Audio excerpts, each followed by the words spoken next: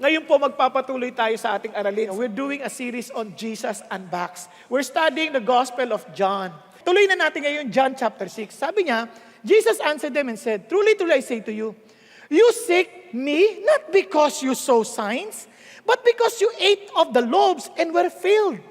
Ito ang problema ng tao. Even in the area of Christianity or religiosity, most people, they don't really like God. They seek God not because they want God. They seek God because of what blessing they can get from God. Kapag hindi nakaka-bless si God, ayaw namin si God. Kaya pag nag-pray, at hindi sinagot, ang labo mo, God. Ayoko na sa'yo. Ganun ang kanilang intindi. Kaya sabi ni Jesus, you're not coming to me because you saw signs that will lead you to God. Nagpunta kayo because you were fed. Nabusog kayo.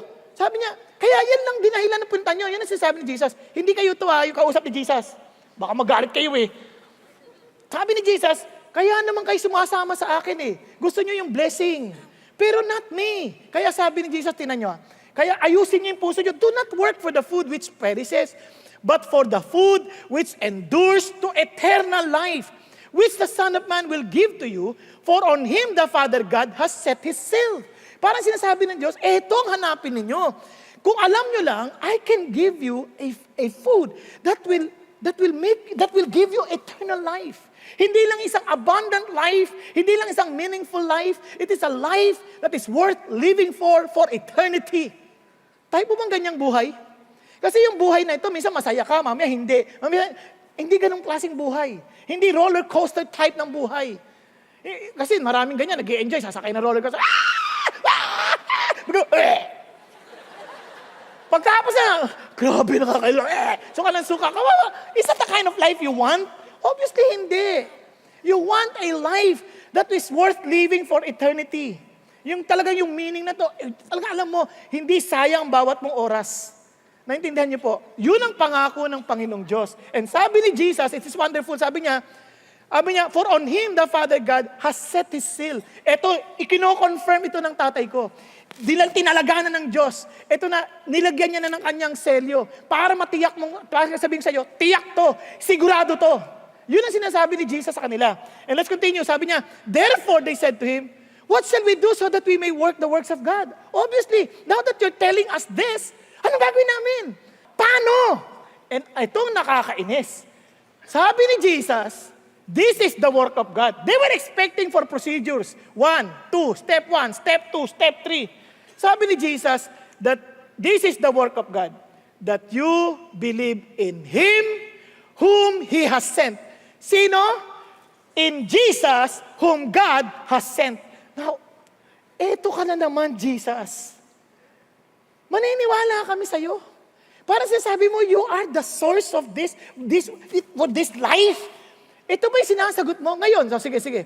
Granting ikaw, wala kaming gagawin. Nakaka-insulto ka masyado.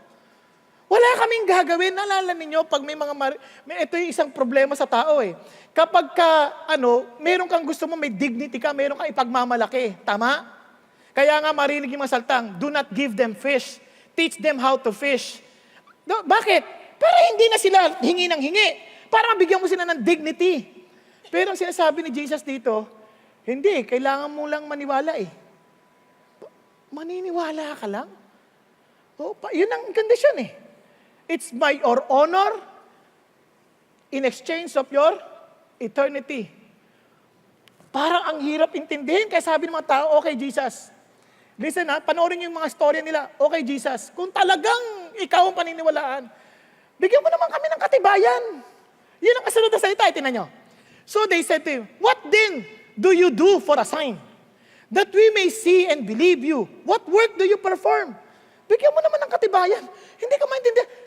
Noong isang araw lang, gusto nyo akong gawing hari dahil nakita nyo, pinakain ko kayo sa magitan ng 5 tinapay, 5,000 na pakain, lalaki pa lang yun.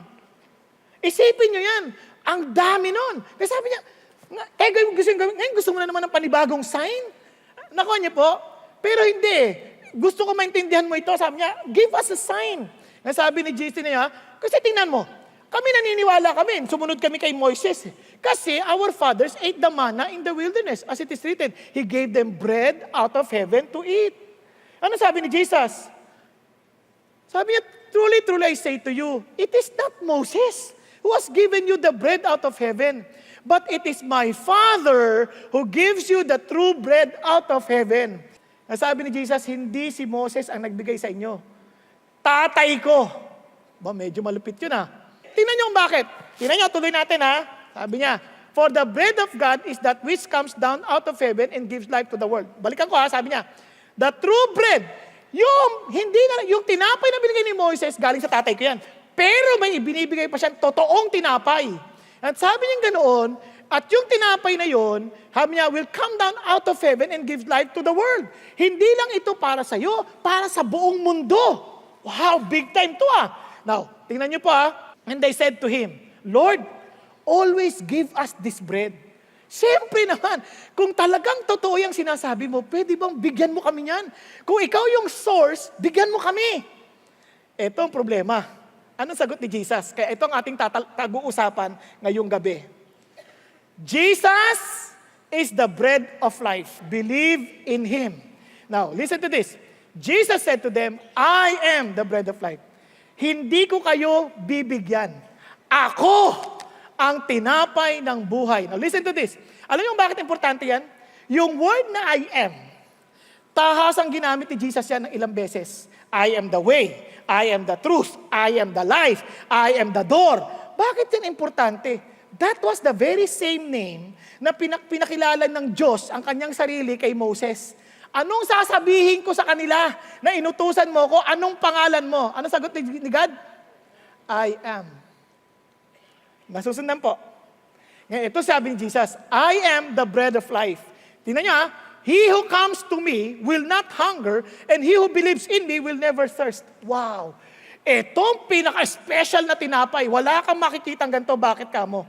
Pagkain mo, may kasunod na kagad na Coke.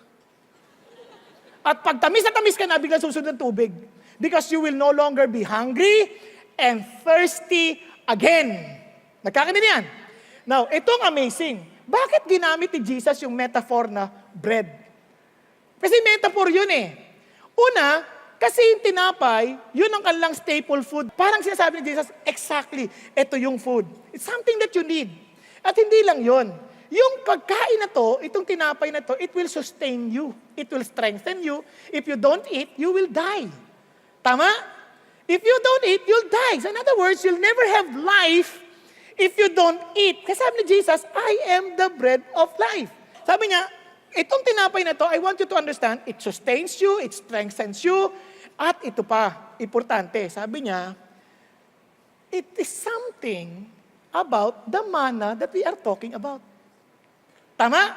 In relation do sa tanong ninyo na si Moses may bigay ng mana, eto, ako yun. Kaya Jesus said, I say to you, it is not Moses who has given you the bread out of heaven, but it is my Father who gives you, look at the words, the bread, the true bread out of heaven. Binigay. It is not something that you will work for. Binigay ng Diyos. Nagkakaintindihan? Maliwanag po. Now, kailangan pagbigay, will you trust na ito'y okay? Kasi paano kung, Lord, baka gusto mo lang akong patayin dahil disobedient ako sa iyo, dahil hindi ako mabuting tao, baka gusto mo lang kunin, binibigyan mo ako ng tinapay kasi nagre-reklamo ako sa iyo, lagi ako nagre-reklamo, gusto mo lang akong mamatay, binigyan mo ng tinapay. Hindi, you have to trust na magmamalasakit siya sa iyo, kanin mo to. Naintindihan po? Ngayon, tuloy natin, sabing ganun ng Lord. At tingnan nyo sabi niya, I am the bread of life. He who comes to me will not hunger, and he who believes in me will never thirst. So in other words, here is Jesus Christ telling us, He is God's gift. Binibigay, regalo ng Diyos. Para maging sa'yo yung gift, anong kailangan mo gawin?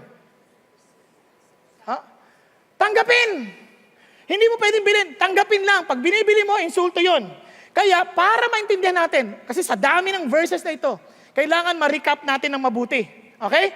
Kaya tandaan niyo itong word na to Recap. Yung expression ng belief, yung expression ng trust, napapalooban yan sa in summary, sa word na recap.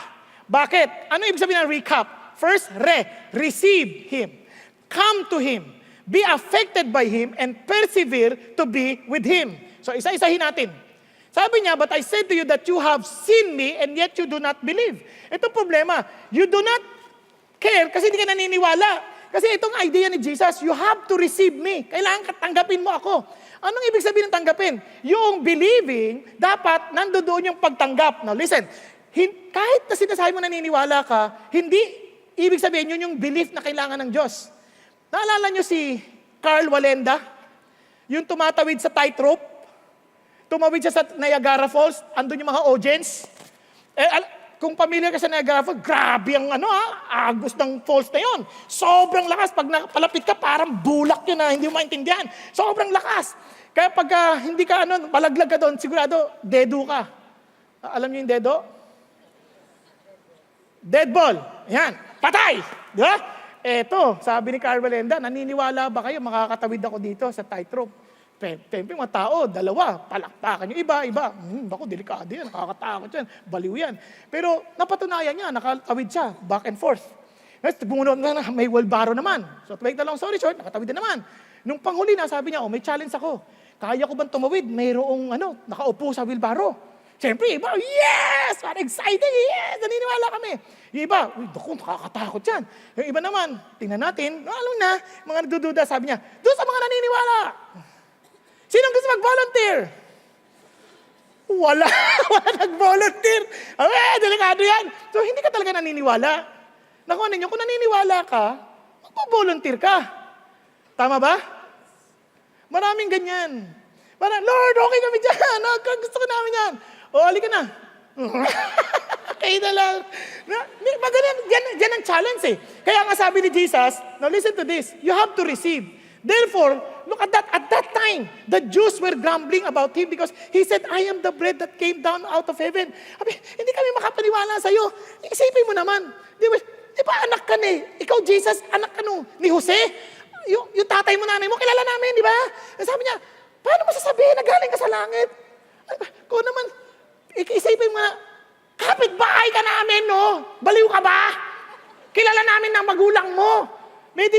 Tumahimik ka, anong galing ka sa langit? Alam niyo, itong problema ng tao. Hindi man lang nila in-investigate yung claim si Jesus.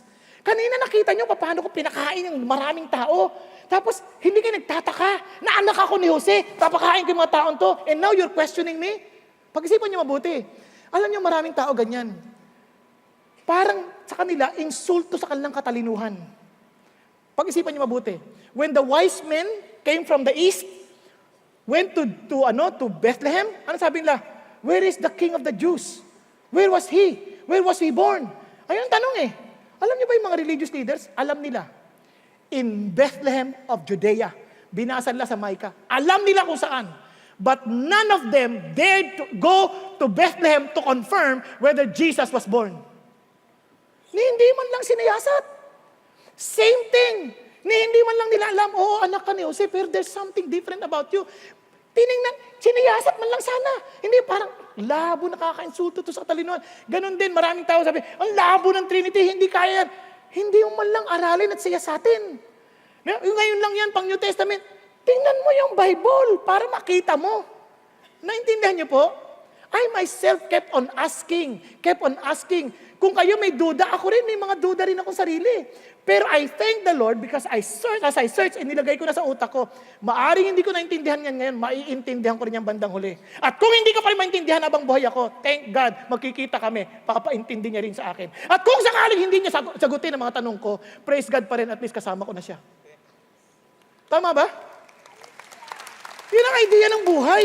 Pero you search. Don't just accept. Kaya yun ang sinasabi ni Jesus, sabi niya, granting ako anak ni Joseph. Have you not asked how I was able to heal a person who is sick? How I was able to provide you food in front of your eyes? How I blessed the 5 loaves of bread and 2 pieces of fish to provide for more than 10,000 people? Pag-isipan niyo mabuti. Nakuha na niyo? Now, tuloy tayo ngayon. Sabi ni Jesus. Jesus answered and said to them, do not grumble among yourselves. Sabi niya, huwag kayo magreklamo. Kaya itong malaking problema sa tao, you want eternity. Hindi ito nadadaan sa yabang. Kaya minsan ang mga tao ganyan eh. Ay, mag-pray ka. Maliliit na bagay lang to. Pag malaking bagay na lang kay God. Alam mo, maliit o malaki, magtiwala ka sa Diyos. Walang pinipili ang Diyos. Huwag mo sabihin yung maliit na bagay, maliit sa Diyos, lahat naman maliit sa Diyos eh. Wala namang malaki sa Diyos. Sa atin may malaki, may maliit. Kung maliit sa atin, hindi ibig sabihin kaya mo na. Tama ba? Nagkakaintindihan tayo? Salamat sa Diyos, tinuruan niya na ako sa buhay ko ng ganyan. Maliit o malaki, magtiwala sa Kanya. You know, sometimes we cannot experience the reality of the bread of life until we recognize our nothingness. No, sabi natin, Lord, I don't come before you because of my merits. Minsan kasi, Lord, sagutin mo akong panalangin. Ang bait ko, Lord, tinulungan ka kapitbahay namin. Lord, ang bait ko, ha? Sa opisina, hindi ako sumusuway. At sa traffic, humihinto ako pag pula. At pagka green, Panginoon, dumidiretso ako. Lord, napakabait ko. Kaya walang dahilan na hindi mo ako iligtas. Wala akong inagrabyadong tao. May ganun tayong attitude eh. Hindi man natin sinasabi, sa utak natin nakalagay yon. Labo mo, Lord, ba't hindi mo ako sinagot? Minsan nga pag may namatay, bakit ito pang namatay? Ang daming masasamang tao yan. Parang sinasabi mo, wala itong karapatang mamatay. Kahit na 120 taon na siyang nabubuhay sa lupa. Kasi mabait siya. Yun ang sinasabi lang sa Diyos. Parang sinasabi sa Diyos, Lord, based on our merits, you have to bless us. Ano sabi ng Lord? Hindi. You want to really experience the reality of the promises of God through the bread of life? Ano sabi ng Lord? Blessed are the poor in spirit, for theirs is the kingdom of God. Ano yung ibig sabihin ng poor dito? Hindi penikros sa Greek. Tokos. Yung penikros, isang kahig sang tuka. Yung tokos, walang-wala na, hiyang-hiya, para hindi may pakitang mukha, humihingi ng tulong sa Panginoon. Ligtas mo ako. Sabi ng Lord, you have to receive me in that kind of heart. Na parang you are asking God because you know that you don't deserve anything. Nagkakaintindihan tayo? Kaya sabi ni Lord, you have to receive this gift. Sabi mo, Lord, wala na po akong tinapay ng buhay kundi ikaw lang. Nagkakaintindihan? Now, let's continue. Sabi niya, come to Him. Kasi pwede namang, okay, I receive you, Lord. It's okay. Pero Lord, hindi na ako lalapit. Dito na lang ako. Sila na lang. Sila lang. Hindi sabi ng Lord, tika muna. All that the Father gives me will come to me. And the one who comes to me, I will certainly not cast out. Kaya minsan you'll be so depressed, sobra namang poor, very poor in the spirit. Sabi ng Lord, I know, hindi mo na ako pakikinggan. I'm sorry, Lord, hindi na ako babalik. No, sabi ng Lord, walang bagay na itatanggi ko sa iyo if you come to me. Naunawaan po? Hindi, ang dami ko na pagkakamali. Lord, at the age of 9, naninigarilyo na ako. As high school, Lord, marijuana na ako. Lord, I got sex with several men. Hindi ko nga alam pangalan nila. Ano sabi ng Lord? Come. Lord, tatanggapin mo ba ako? Come. Lord, baka tanggahin mo ako? Come. I will never cast you out if you come. Yun ang belief. It's not about you. It's about Him giving the promise. Naintindihan po natin? Kaya minsan sabi, Lord, hindi na, wala akong karapatan. Talaga naman wala tayong karapatan eh. But you have to come. Kaya, alam niyo, kaya itong napaka-importante, tinan niyo ha, sabi ng Lord, for I have come down from heaven not to do my own will, but the will of Him who sent me. I want you to understand something. Here is the will of my Father. Ano will ng Father ko?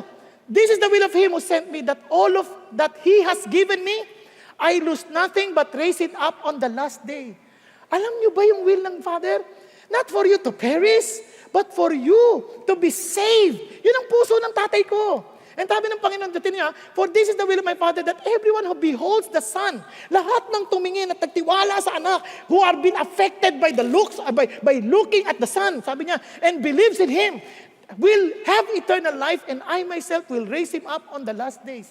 Yun ang puso ng tatay ko. Yun ang puso ko. Na pagka ikaw'y nagtiwala sa akin, titiyakin ko that I will raise you up on the last day. Yan ang pangako ng Diyos. Hindi sabi ng Lord, ay, suko na ako sa iyo. Tigas-tigas ang ulo mo, bahala ka sa buhay mo. God will never give you up.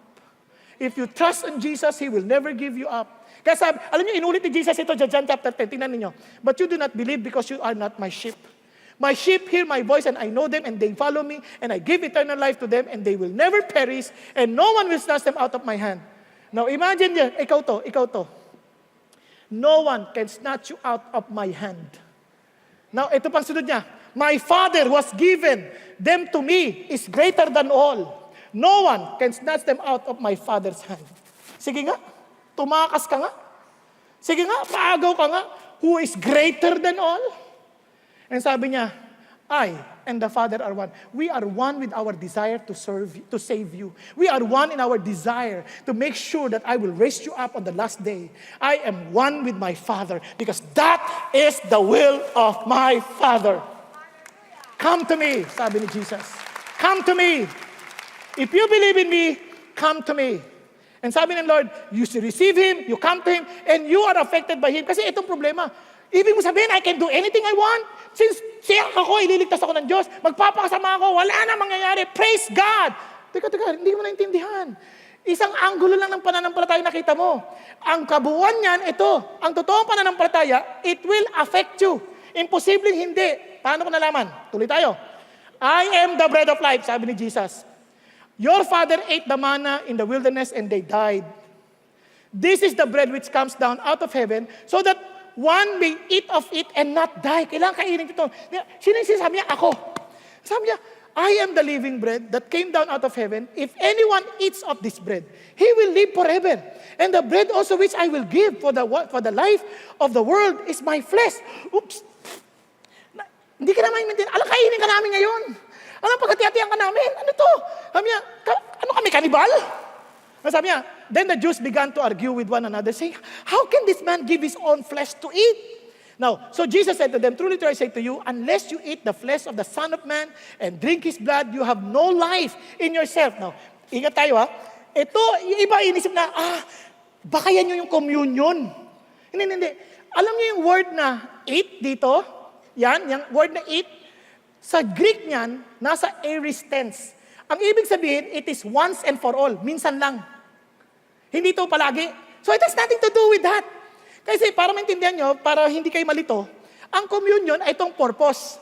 Sabi ng Bible, He was betrayed, took bread, and when He had given thanks, sabi niya, He broke it and said, this is my body.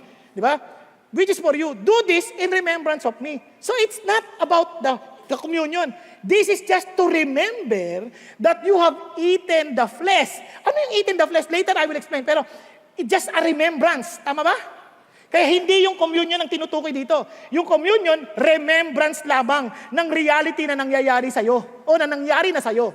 Ganon din yung drink. Sabi niya, this cup is the new covenant in my blood. Sabi niya, in remembrance of me. As you drink it, in remembrance of me. So, ibig sabihin, nangyari na to sa'yo, aalalahanin mo lang. Kasi nangyari na to sa'yo. Naunawaan po natin. Hindi yan, gawin mo to para, ito yung ibig sabihin ng pagkain ng flesh, hindi ganon. Okay? Hindi ganon. So, balik tayo ulit sa pinag-uusapan natin. He who eats my flesh and drinks my blood has eternal life, and I will raise him up on the last day. Yun ang sinasabi niya. So, anong ibig sabihin ito? Tuloy tayo. For my flesh is true food, and my blood is true drink. Parang ang hirap lunukin. Nakuha ninyo? Yung mga Hudyo, ang labo nitong kausap Ano to? Baliw ba to? Pinakakain niya yung kanyang laman, pinaiinom niya yung kanyang dugo. Hindi ko ata kaya yan. Yung merong ganun, merong kumakain umiinom ng dugo baka merong ganun umiinom talaga. Isip nila pang yung pampalakas ng katawan. Pero parang sa Hudyo, hindi nila yun kasi bawal nga silang kumain ng dinuguan Di ba? Ito, kasabi ni Jesus, he who eats my flesh and drinks my blood abides in me and I in him. Now let's continue.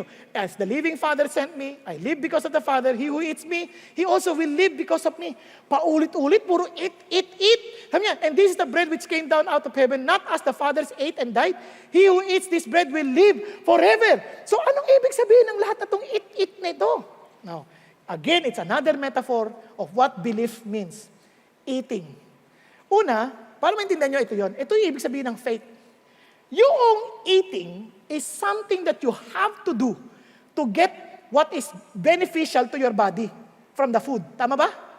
Nangatay mo, kakainin mo para maging beneficial sa'yo. Pangalawa, you eat because you need it. You're hungry, so you eat. Tama? Ito napansin niyo po sa mundo na to. Sinasabi ni Jesus ganito, ako nung nasa Singapore ako, kahit masarap yung pagkain nila, Hainanese chicken, laksa, lapsa, kung ano-ano.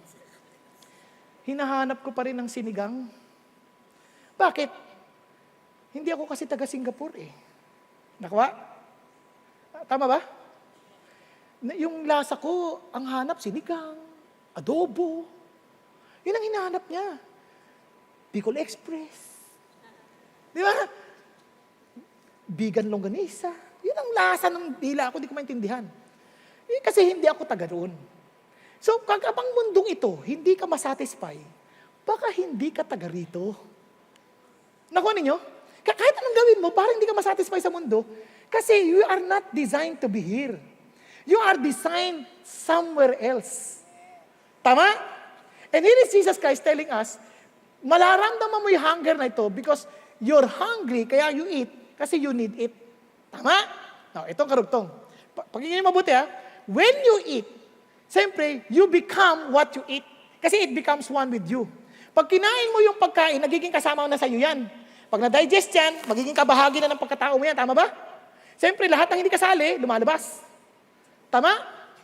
Nagkakandiyan yan. So, you become one with what you eat. You are what you eat, sabi nga nila. At finally, itong napaka-importante ng metaphor na ito. You cannot eat for somebody else. You eat personally. Hindi mo pwede sabihin, ikain mo na lang ako. Wala kasi akong ngipin, hindi ako makanguya. Isipin mo, inguya mo ako. Kadire. Pero ang ibig sabihin nito, this belief, itong faith na ito, I cannot believe for you. Kaya don't ever say, ang labo ng mga tao dyan sa sisip, kaya ayaw ko nang umattend dyan. Teka muna, hindi naman yung belief ng ibang tao, yung belief mo personally. Ang labo ng magulang ko, hindi naman yung magulang mo, ikaw at ang Diyos. Nagkakanindihan tayo? Yun ang sinasabi ni Jesus. Ngayon, kung ako yung bread of life and he who eats me, ibig sabihin, this is something spiritual. Tingnan ninyo, para maliwanagan. It is the Spirit who gives life, the flesh profits nothing. The words that I have spoken to you are spirit and are life.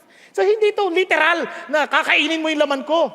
Ay, ibig sabihin yan, balikan natin ulit. He who eats my flesh and drinks my blood has eternal life. And I will raise him up on the last day. Tingnan niyo ulit yung sinabi niya nung una. Sabi niya, beholds the Son and believes in Him will have eternal life. And I myself will raise him up on the last day. Pareho? So sinasabi niya, ito ang totoong pananampalataya. It is something you should do personally. It is something that you become. It will affect you as a person. Kaya ang totoong pananampalataya, imposible hindi ka maapektuhan. Kaya nga po, maraming tao, walang kasigla-sigla sa bagay ng Diyos. Kasi hindi lang naintindihan yung faith na ito. Because your enthusiasm in serving God, yung idea of who God is, affects the way you serve Him. Tama ba? Naalala nyo, in the last days, sabi ni Jesus, nagbigay siya ng parable, the parable of the talents. One was given 5, one was given 2, one was given 1. Yung 5, doubled it, naging 10. Yung 2, naging 4. Tama? And they were excited.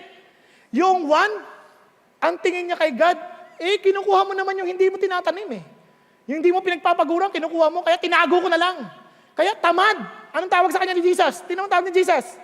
You wicked and lazy slave. Sobra naman. Hindi niya, tinago niya nga buti nga, tinago niya pa Hindi naman niya winaldas, hindi naman niya pinanggastos na kulong, hindi naman niya tinakbo yung pera. Ba't naman wicked? Wicked siya kasi ang tingin niya kay God. Sabi niya, you reap where I did not sow, and gather where I scattered no seed. Then you ought to have put my money in the bank. Yung tingin mo sa akin, gano'n, sana na lang nilagay mo sa bangko para nagkumita ako. Kaya sabi niya, tamad ka at wicked ka. Kaya alam niyo, makikita niyo kaagad yung tao. It's not about you attending CCF every Sunday. What is your attitude toward God? Excited ka ba sa Diyos? Ang dali magsabi, I love you, Lord. Pero hindi ka excited sa Diyos, wala yun. Hindi totoo yun. Naintindihan ninyo? Kasi ang totoo, excited ka, kaya immediately, they invested. Immediately. Kaya sipag nila. Kaya hindi mo pwede sabihin, I want to grow in my relationship with God. Hindi ka naman nag-attend ng D-group. Magsa-sign up ka, hindi ka dumarating. Pag tinawagan ka, hindi ka sumasagot. Siyempre, hindi ikaw. Kanina. Diba? Maraming ganun Lagi ka reklamo na reklamo. Puro. Hindi. If you are really serious with your relationship with God, hindi issue kung tungkol sila. It's between you and the Lord. It's your commitment to God. It's your commitment to Jesus. Amen? Hindi pastor, hindi kung sino man. Kaya, sabi ng Lord, I've been crucified with Christ. It affects you. It's no longer I who live, but Christ who lives in me, and the life which I now live in the flesh, I live by faith in the Son of God who loved me and gave Himself up for me. Napansin niyo po? And finally, sorry po, nag-extend ako ng konti. You persevere. You persevere. Kasi alam niyo, ito malungkot na reality. Huwag kang titingin sa mga nawala. Kasi sabi ng Bible ko this, therefore many of His disciples, mga sumusunod na kay Jesus, when they heard this is a difficult statement, who can listen to it? But Jesus, conscious that His disciples grumbled at this and said to them, does this cause you to stumble? Sabi niya, but there are some of you who do not believe. For Jesus knew from the beginning who they were. Marami Sabi niya, who did not believe and who it was that would betray Him. They were with Jesus, but they did not believe in Jesus. Posible pala yun? No, dami dito. They are here, but they do not believe in Jesus. They are so near, yet they are so far. Nagkakadinihan. Kaya sabi ni Jesus, I know who believes. Sabi niya, kaya sabi ni Lord, and He was saying, for this reason I have said to you, that no one can come to me unless it has been granted him from the Father. If you ever seek God, it means that it was the Father who brought you to Jesus. It's not about you. It's about Him loving you so much, bringing you to Him. Kaya sabi ng Lord, and as a result of this, many of His disciples withdrew and were not walking with Him anymore. Kawawa. Kaya sabi ni Jesus sa kanila, kaya sabi ni John mismo, si John, yung sulat ng libro, sabi niya, they went out from us, but they were not really of us. For if they had been for us, they would have remained with us, but they went out so that it would be shown that they are all not of us. Ano sinasabi ni God, ni John? Yung talagang kay Jesus, hindi yan mawawala to the very end. Because whatever He started, He will perfect it. Andiyan pa kayo? Pero pag nawala, hindi man talaga kay Jesus yun eh. Kaya don't be surprised. Kaya nga, it's between you and the Lord. And finally, so Jesus said to the 12, you do not want to go away also, do you? Kayo ba, alisin ba kayo? Etong puso ni Peter, Lord, to whom shall we go? Sa lahat ng pagkakamali ni Peter, ang dami-dami, pero ito pa rin isang bagay na tama si Peter. Saan kami pupunta? You have words of eternal life. Meron pa bang ibang tinapay? Wala naman eh. And sabi niya, we have believed and have come to know that you are the Holy One of God. And sabi ni Jesus answered them, did I myself not choose you, the 12, and yet one of you is a devil? Now He meant Judas, the son of Simon Iscariot, for he, one of the 12, was going to betray Him. Kawawang Judas. He was already there, but he was not there. Kawawang maraming tao, they're already there, pero hindi pa rin nakilala si Jesus. Mga kapatid, let me again remind you of this. All that the Father gives me will come to me. And sabi niya, and the one who comes to me, I will certainly not cast out. Saan ka? Are you those disciples who left Jesus? Or are you who will persevere to the very end? Because you believe that He is the only bread that comes from heaven. Jesus is the bread of life. Believe in Him. Tayo pong lahat ay yumuko at pumikit.